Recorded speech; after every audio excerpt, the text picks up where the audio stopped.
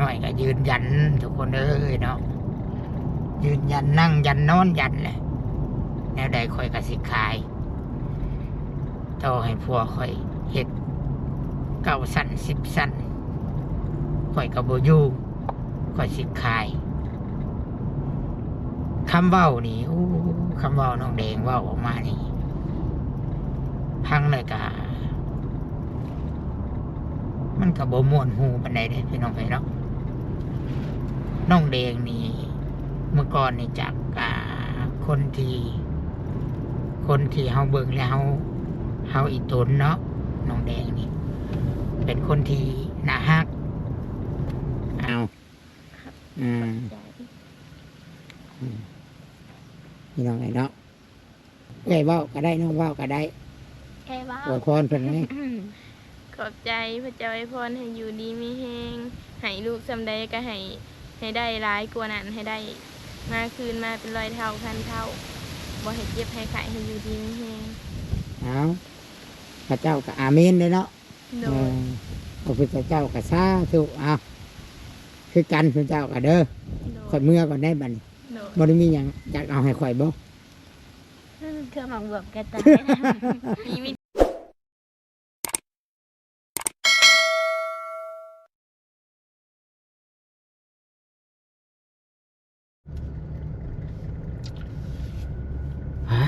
รถหลายแท้อันนี้ทุกคนเลยเปิดภาพมากันอยู่3 แยกปิ้งไก่ตลาดเซโนทุกคนเลยเนาะงั้นรถก็ได้ทุกกำลังที่เดินทางไปบ้านคงน้องกุ้งน้องก้อยเนาะสบายดีเด้อทุกคนสบายดีพี่น้องฝั่งไทยฝั่งลาวและต่างประเทศเบิดสุขสุคนพี่น้องเนาะยินดีต้อนรับทุกคนทุกท่านพี่น้องครับสู่ช่อง YouTube ตุสิทธิ์ปันสุขพี่น้องเนาะบางทีหลังจากที่ว่าแจ้งข่าวดีแล้วพี่น้องมาแจ้งข่าวดีต่ออีกกำลังเดินทางอันนี้ก็เป็นภารกิจที่เคยช่วยเหลือมาตลอดเนาะตั้งแต่พี่ออสผู้แหละตั้งแต่พี่ออสเป็นคนเริ่มต้นน้องกุ้งน้องก้อยเนาะถือว่าเป็นเด็กกำพร้าพ่อตายปะแต่ว่าเบบี้อยู่โอ้ยนะเอาเนาะเนี่ยขอโทษเด้อพี่น้องเด้อแม่น่ะมีแต่ว่าแม่ก็อยู่ไทยเนาะแม่ก็ได้ทำงานอยู่ไทยหาเช้ากินค่ำแม่ก็ได้งานรับจ้างได้รับภารกิจเนาะก็ถือว่าเป็นทางอ้ายฮักตัวสิทธิ์เนาะเป็นอ้ายที่ว่าเพิ่นซื้อเสือลิวบันลิกจากสเปนมาฝากเพิ่นก็ได้ฝากเงินมาอู้เชิงเติบเลยต้องขอโทษอ้ายหลายๆ2 อาทิตย์แล้วประจักษ์ทุกคนเลยเนาะเอาเงินให้ค่าไปโรงเรียนเนาะค่าเทอมค่ายังต่างๆอะไรแล้วแต่น้องเพิ่นสิใช้จ่ายหลายอยู่จำนวนนั้นมื้อนี้ก็หลายแต่ว่าอ้ายเพิ่นก็บ่ประสงค์ออกชื่อออกนามคือเก่าบ่มีรูปบ่มีหยังบ่ให้เบิ่งถ้าตัวสิได้เห็นแล้วพี่น้องเห็นหน้าแล้วเนาะบางทีสิรักให้เอาให้น้องกุ้งน้องก้อยเบิ่งบางทีน้องก้อยอยากเห็นรูปแต่จะบ่ได้ให้เห็นทาง YouTube นี่แม่นบ่ให้เห็นเลยเด้อทุกคนเด้อเนาะอันนี้ทั้งหลังนี่เป็นล้อเด็กน้อยล้อของโมเน่อันนี้นะแม่ทิพย์เพิ่นซื้อให้หลานเพิ่นทั้งหลังนี่เมื่อก่อนจังสีประกอบสิแกะโมเน่โมเน่ตื่นเต้นอีกแล้วโมเน่นี่ตื่นเต้นอีกแล้ว ขอบใจหลายๆเด้อแม่ทิพย์เด้อขอบใจหลายๆลูกกับบุ้งก็สิตอบแทนแม่จังใด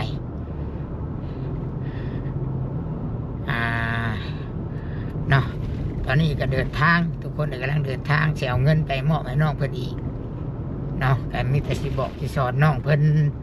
ให้เพิ่นตั้งมุกตั้งใจเรียนเนาะเงินคำที่เพิ่นฝากมาให้มันเป็นประโยชน์บ่สันชาให้เป็นประโยชน์ให้ไปใช้เกิดประโยชน์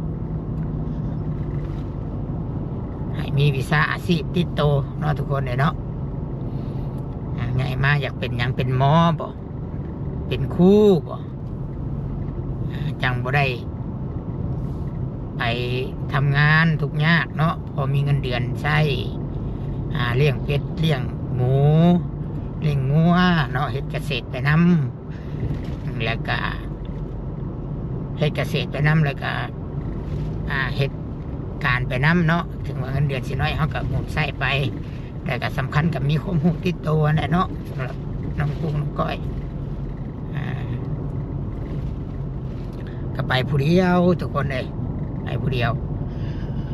เดินทางไปผู้เดียวไอ้สีหอดเนาะแต่ไกลเติบอยู่นั่งรถนี่ก็ประมาณ30 นาทีพุ่นเลยเนาะ30ไปครับก็ชั่วโมงพุ่นเลยก็ระหว่างการเดินทางกันสิมาล้มกันดินเรื่องของน้องแดงเนาะทุกคนเลยเนาะเรื่องของน้องแดงน้องมะนาวคือบางทีดีเนาะได้โทรหาทางผัวน้องมะนาวพี่น้องเลยทางไอเจดแต่ว่าบ่ได้ถ่ายคลิปบ่ได้อัดคลิปไว้ได้โอ้ลมน้ำลาวเนาะทำยิดแล้วว่าอยากขอทำงานหาเงินให้ฮอดเดือน2ก่อนให้ฮอดเดือน2เบิดเดือน2เข้าเดือน3มานะจังสิมาแล้วตุสิตว่าเพิ่นขอมาว่าให้เบิดเดือน1เลยมาเด้อเดือน1เข้าเดือน2เลยมาได้เงินเดือน1ว่าซั่นซะได้เงินเดือน1เลยมาเนาะเพิ่นบ่อยากให้อยู่เฮิงเพราะว่าผู้รักผู้ใหญ่เพิ่นก็อยากให้กลับได้ทุกคนเลยเนาะหลายๆท่านเพิ่นก็อยากให้กลับแหละผู้สิสร้างเฮือนให้เพิ่นก็อยากให้กลับแหละเนาะแต่ไอ้เกตวันนี้ก็แล้วก็ขออยู่ให้ผู้ใหญ่นี่เพิ่นอยากให้กลับมาเบิดเดือน12นี่เบิดปีใหม่นี่เพิ่นอยากให้มาเลยทุกคนเลยแต่ว่าไอ้เกตเราขอว่าให้ได้เงินเดือน1ก่อนซะเราอะมันกระเทินมาเลยเราอะพอสิได้เหลือเงินหลายแน่เราอะแต่ตัวชิดถามเอาเงินเก็บอยู่ทางบ้านบ่มีโบเราก็ว่ามีอยู่มีก็อย่ามันบ่หลายเราอะนะเข้าใจเนาะอันนี้เข้าใจไปแล้วก็จะหามันได้หลายอะไรเงินเนาะแล้วก็เข้าใจทั้งครอบครัวน้องมะนาวนะเนาะอยากหามาให้มันเลี้ยวมันนั่นก่อนจังว่ากันใหม่นะแต่ว่าคือไปหานี่จะฝากเมื่อให้ลูกน้ำเน่เราอะแล้วก็ฝากให้มะนาวน้ำเน่คือเห็นอะไรทุกคนเนาะฝากให้มะนาวส่งเถื่อได้สุดทำอิดก็คือว่า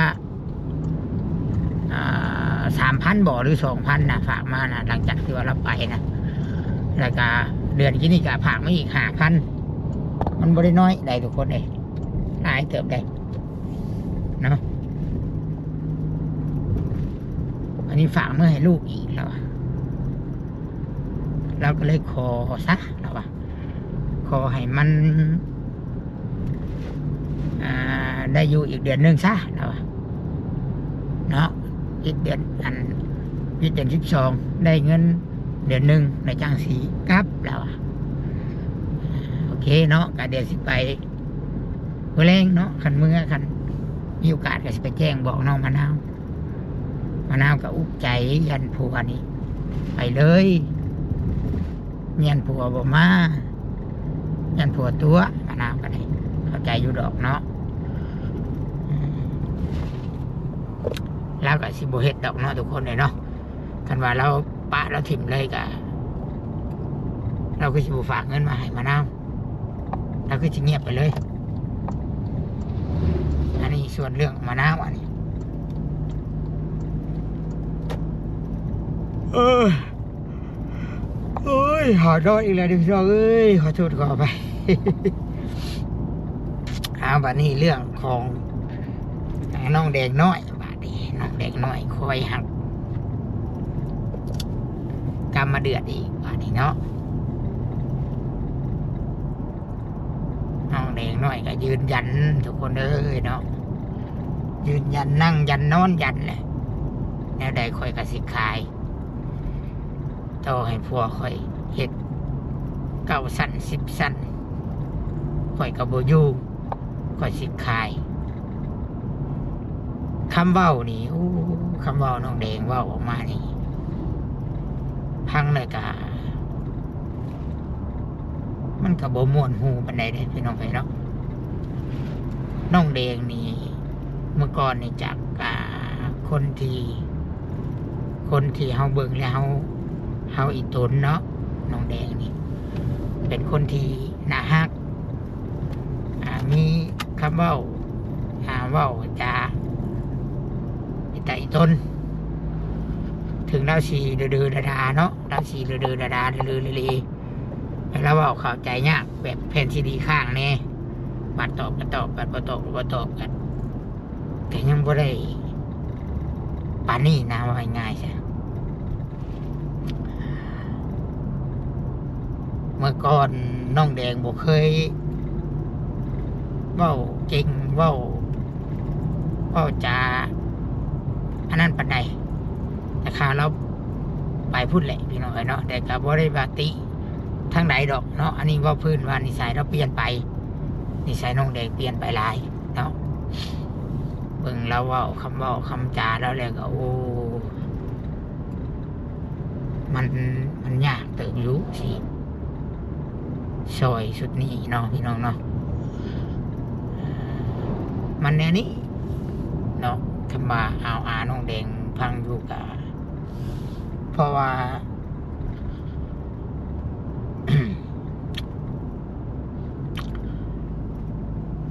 เขาสิติเอากับเลยพี่น้องเลยเนาะเพราะว่าสิเป็นผู้ว่าบอกหรือว่าญาติพี่น้องทั้งแม่น้องแดงบอกหรือว่าผู้รักผู้ใหญ่FCที่ได้ฟังคำเว้าคำจาน้องแดงแล้วเนาะเราบอกคือเก่าเราเป็นคนเว้าใหญ่เว้าโตว่าสัญชาเนาะเว้าบ่เบื้องหน้าเบื้องหลังคำเว้าเรานั่นพังแล้วมันบอกงามและบัดนี้นี่ FC เนาะผู้รักผู้ใหญ่หรือว่าหลายๆคนนี่เขาตินี่เขาบ่ได้ติน้องแดงพี่น้องเอ้ยสาอ่านคอมเมนต์แต่เฮาก็ห้ามบ่ได้เนาะห้ามFC คอมเมนต์มันห่างกันบ่ได้และ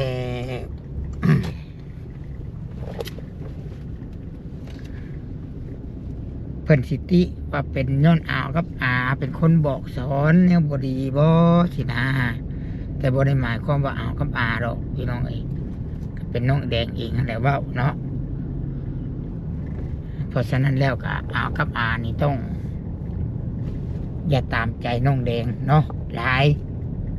หรือว่าต้องบอกสอนเนี่ยมันถึกต้องสอนให้น้องแดงนี่เป็นคนเว้าจาที่รู้จักขึ้นกว่านี้เนาะ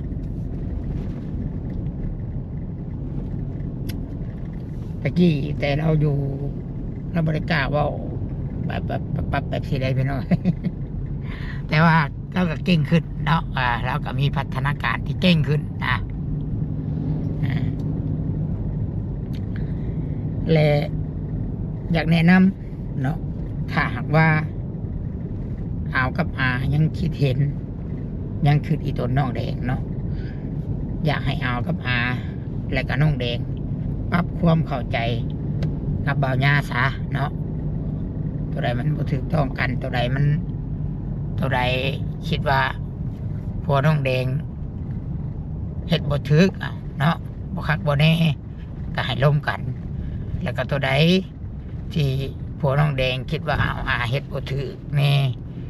กับร่วมกันแล้วก็ปรับความเข้าใจเข้าหากันเนาะข่อยก็ซอยอย่างไรบ่ได้ข่อยก็มีแต่สิแนะนำแบบนี้พี่น้องเอ้ยเนาะเพราะว่า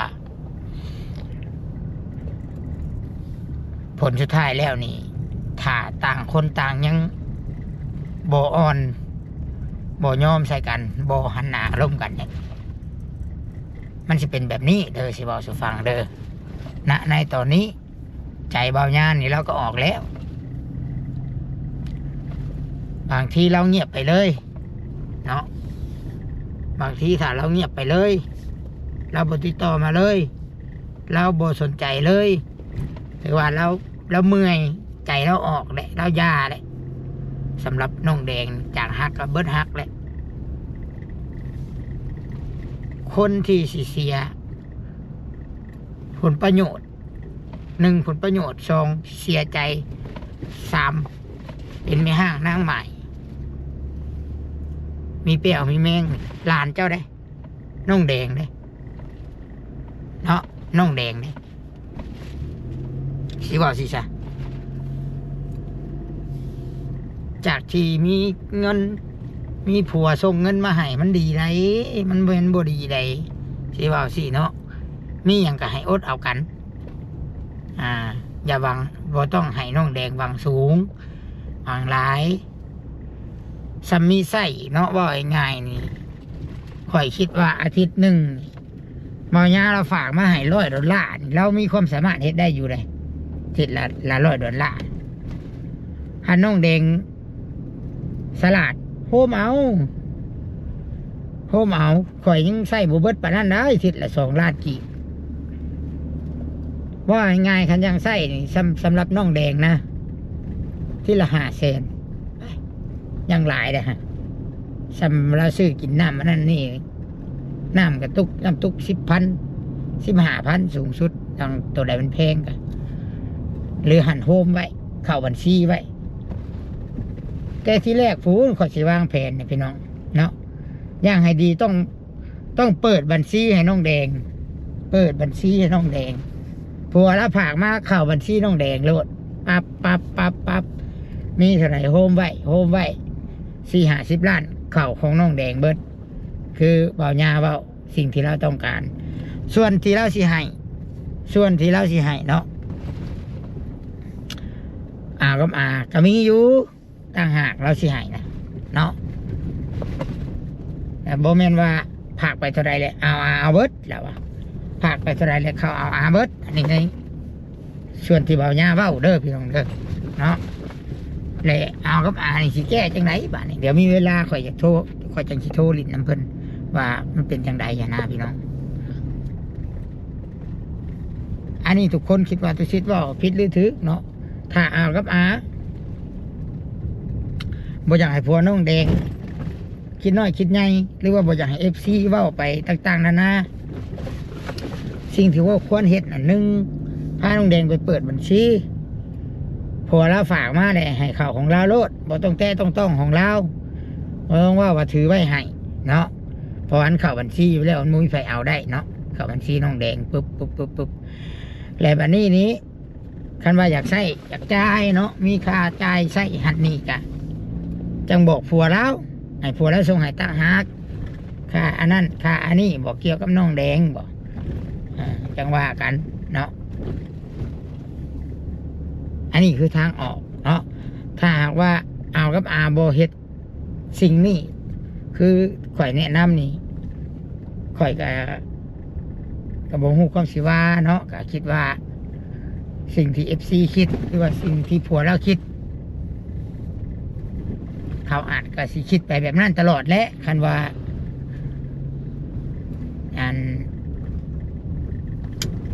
มันบ่มีการเปลี่ยนแปลงอย่างนะทุกคนเนาะ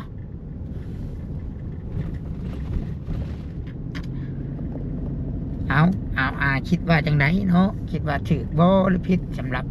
สิ่งที่ข่อยอธิบายไปเนาะจะย้อนว่าเป็นห่วงพี่น้องเอ้ยถ้าผิดเถียงกันไปเรื่อยเชื่อว่าน้องแดงนะเป็นในห้างแน่นอน เนาะ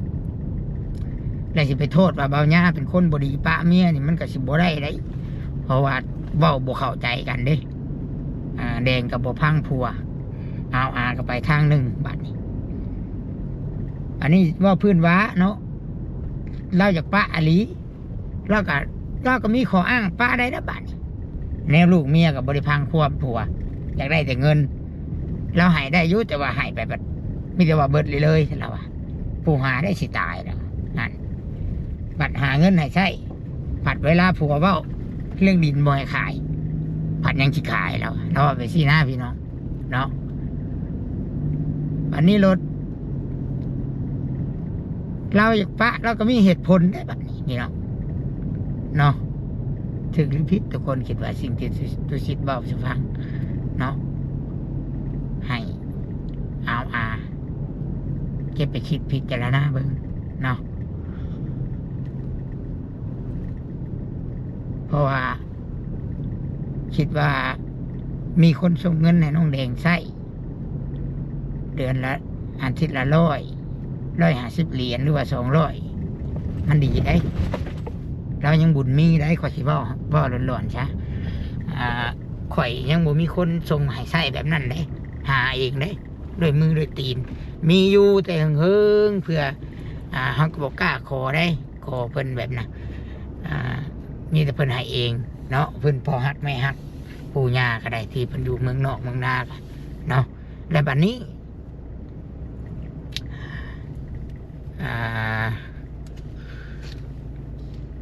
เฮานี่เนาะสมมุติว่าเนาะหรือว่าญาติพี่น้องนี่เฮานี่บ่มีความสามารถแหละที่สิ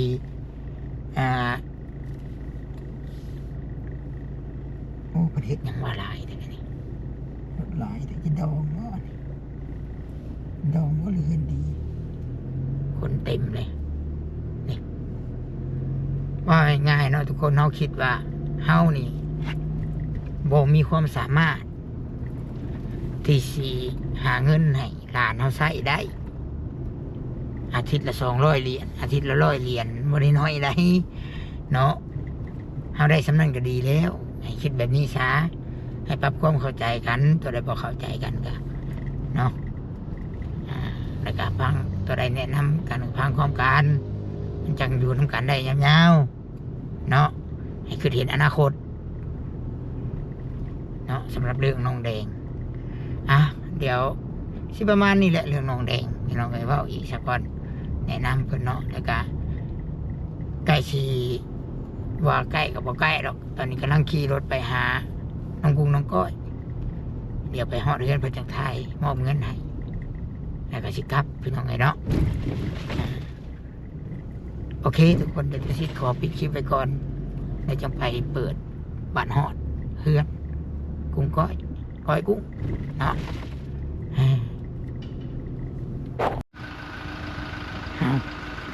สบายดีทุกคนเลยเปิดภาพมากันฮอดที่แล้วฮอดเฮือนน้องกุ้งน้องก้อย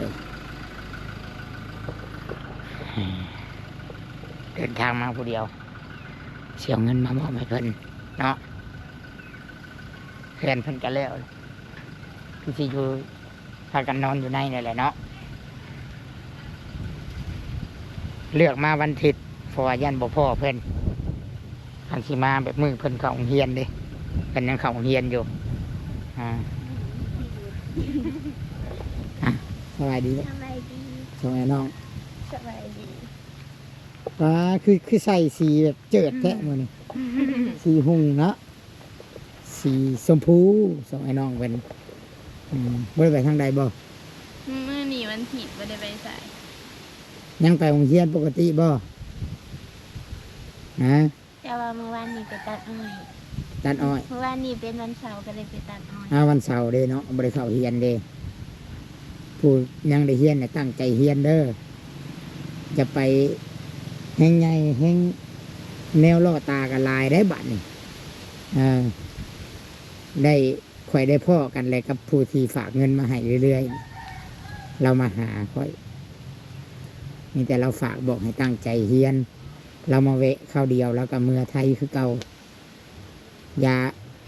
เฮ็ดให้เงินคำที่เพิ่นฝากมา บ่เอาไปเฮ็ดเด้อแนวมันบ่เป็นประโยชน์เด้อ บ่ได้เห็นหยังเลย กินเหล้ากินเบียร์เอายังน้อยเอากับอีกอย่างเขาเป็นผู้หญิงกินไปกระท่อม คืออันนั้นเพียงเดียว อืม เฮ็ดบ่ฮู้ฮอดใบมันเป็นแนวใด บ่ให้ได้ยินเด้ออันน่ะเด้อถ้าว่าฮู้แล้วแม่นบ่มาหาเลยได้จักเทื่อเลยได้เงียบไปเลยได้ให้เป็นเด็กดีตลอดเด้อใหญ่มาอยากไปเฮียนหยังเพิ่นถาม อยากจะให้เป็นหมอ อยากตัดยิบข่อยก็อยากให้เป็นหมอข่อยว่า แม่นเป็น ยันเลือดบ่ ถ้ายันเข็ม โอ้ยแม่นสิแทงตัวเองเนาะแทงคนอื่นผู้ เฮาเฮาเป็นกระเพาะวางเดือนวางหลังเฮาบอกเลยแล้วเฮาไปนอนห้องหมอประมาณสิเข้า2ทิศพุ่นแหละ อืม เฮ็ดยากินยาบ่ได้ถึงซักเอาซะคู่มือมือบ่ได้หลาย เศร้าเลยตีบัดนี้ปกติเลยตี ยังเจ็บอยู่ จักใส่ฟิตตัวใดเดี๋ยวนี้บ่จักเลย โตป้าออดซื้อให้ เฟซใหม่เฟซก็เปลี่ยนใหม่เลยเฟซ บ่ เด็กลาวสาวดงพุ่งนี่ก็ติดต่อบ่ได้ ตัวนั้นบ่ได้ลิ้นเครื่องนั้นมันอันนั้นบ่ได้ อื แล้ว มเพราะว่าบางทีมายากก็สิโอนมาให้เงินมันมีอยู่ที่ห้านโอนเงินแถวนี้ มี นั่นเองบางทีข่อยคาเวียกข่อยบ่ได้มาบัดเพื่อข่อยสิได้มาบัดนี้อืมเฟซข่อยยังมีอยู่บ่น่ะสิเจ้า มันมีอยู่ สิเจ้าแอดข่อยเป็นหมู่นี่เด้อขอเป็นเพื่อนนี่ เป็ เด้อ นหมู่กับเฮาอยู่ ทักหานี่เด้อ โอเค ข่อยหลายข่อยกับบ่จักสิคนหาจังใดพากันตั้งใจเฮียนแม่ได้กลับมาแล้วบ่ ยัง เฮือนแล้วบ่แล้วเฮือนทางในเฮ็ดแล้ว ยัง ยังคือกันเก่าทางนอก มีแต่เทพื้นแล้วละแต่ว่าพักกันนอนแล้วเอ้า ว่าสิพากันขึ้นไว้แล้วล่ะเลยสิมาอยู่เฮือนหลังนี้แต่เขาเจ้าบอกผู้ใหญ่เพิ่นบอกว่าถ้าขึ้นอะไรขึ้นอยู่เลย อยู่แล้วแหละสิเป็นหยังบ้านเฮามีเงินเฮาจังเฮ็ดอีก มันก็บ่เป็นหยังดอกมันก็ซ้ำแล้วเลยเนาะทุกคนเฮาอยู่ก็ได้มันก็มีประตูโปงเอี่ยมเลย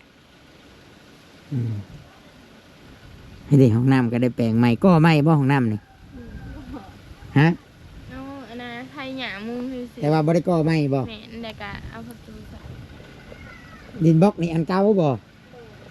ก่อไม่แล้ววะ คนต้องถึงนะ เออ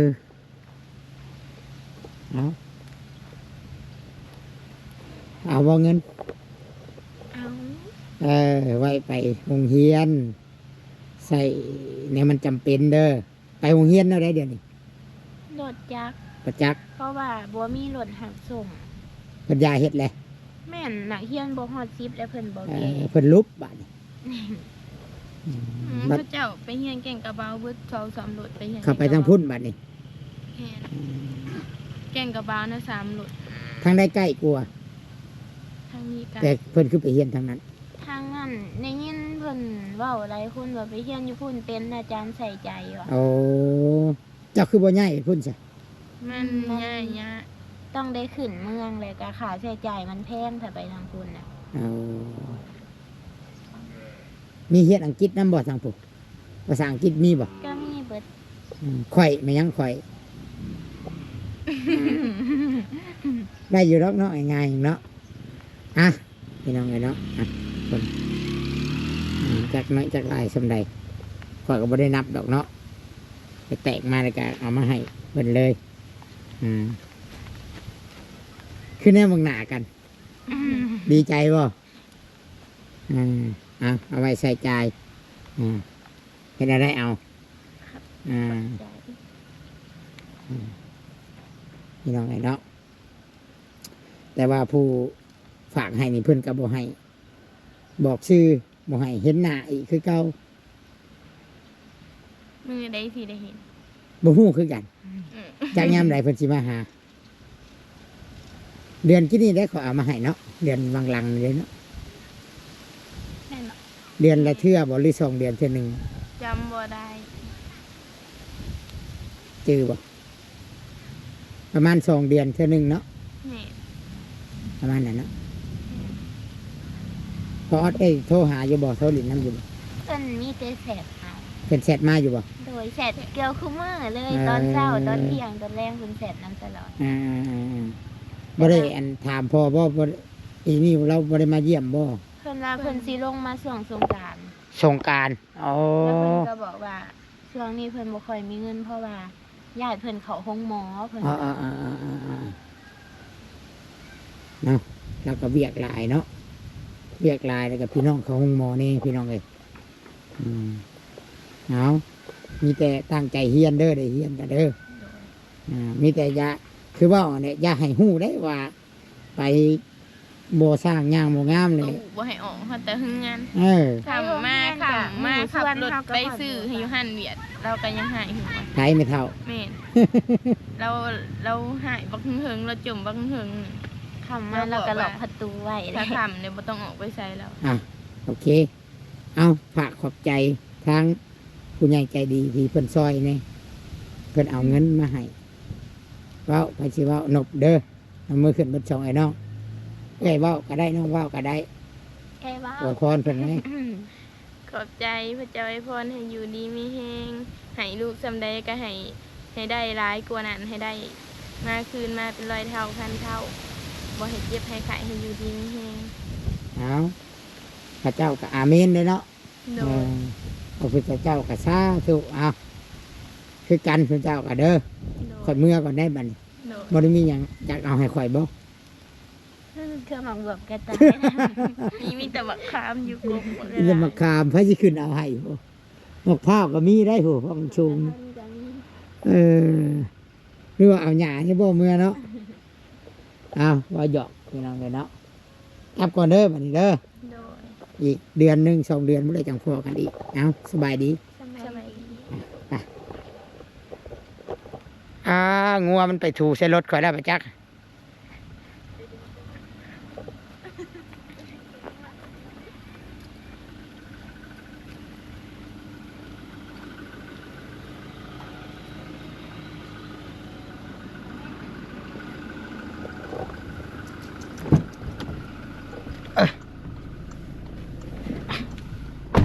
เมื่อก่อนแบบนี้